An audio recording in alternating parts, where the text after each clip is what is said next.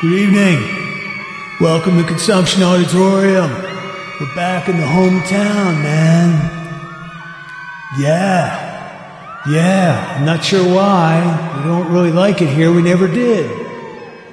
Actually, we're not kidding about that. How's everybody doing? Yeah. We got a full house tonight. Yeah. There's the mayor. Look at that. He's here with his wife. Usually here with a couple of hookers. That's not true. Usually 3 or 4 hookers. Am I right, Mayor? Yeah, that's the thing. It's not really a joke, is it? You really are usually here with 3 or 4 hookers, and they're usually barely legal, if you know what I'm talking about. Yeah, that's right. Yeah, let's give the mayor a little round of applause. Or better yet, let's not. All right, time for some rock and roll. Strap in. It's going to be a long 15 minutes of concert.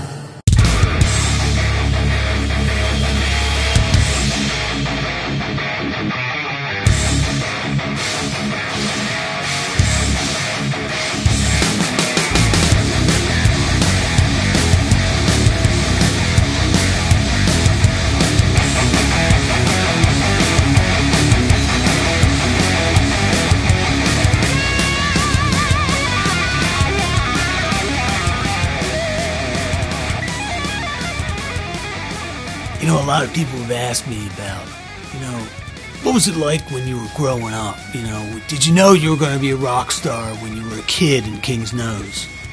Well, I guess it'd be egotistical to say, yes, I did know, but guess what? I did know. I knew I was going to be a rock star because I was basically cooler than anybody else in town, even as a 6-year-old. And that's hard to do.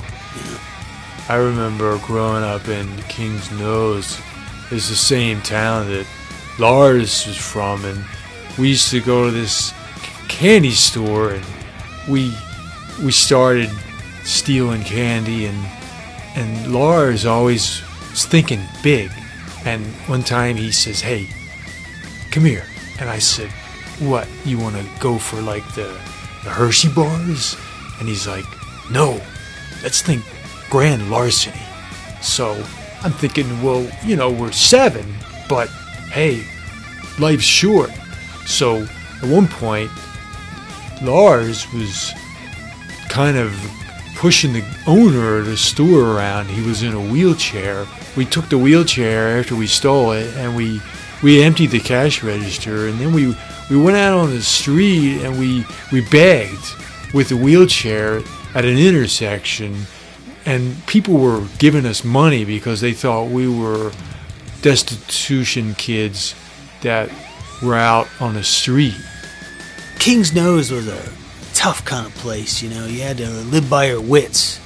I mean, that was the kind of place where, somebody might knock over the trash cans and the next morning they wouldn't pick them up. That's the kind of hellhole town it was back then. It's kind of filthy, it's a little disgusting, it's not a place you'd ever willingly go to, I don't think.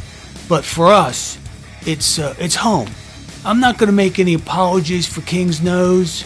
I mean, me and the mayor have had a few arguments, although his wife is, she's alright. The town of King's Nose owes us a lot, and you better believe we're going to take a lot. Oh yeah.